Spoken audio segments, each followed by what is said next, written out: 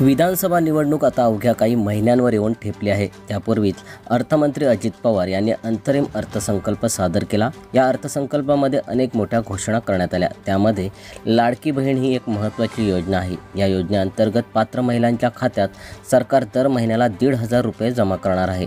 या योजनेला राज्यात चांगला प्रतिसाद मिळत असल्याचं चित्र आहे।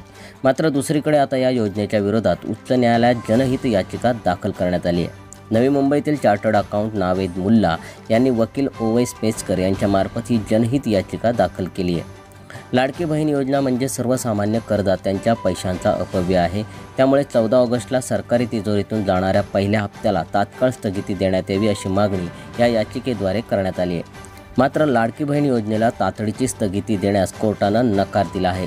आता या प्रकरणातील पुढील सुनावणी मंगळवारी 6 सप्टेंबर रोजी होणार आहे। त्यामुळे सरकारची ही महत्त्वाकांक्षी योजना कायद्याच्या कचाट्यात सापडणार का हे पाहणं महत्त्वाचं ठरणार आहे।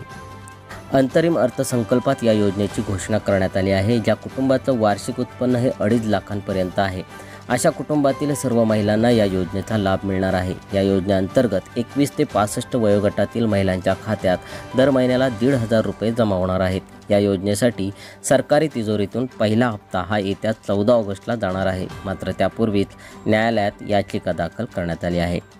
सम्राट मराठी लाईव्हसाठी ब्युरो रिपोर्ट, मुंबई।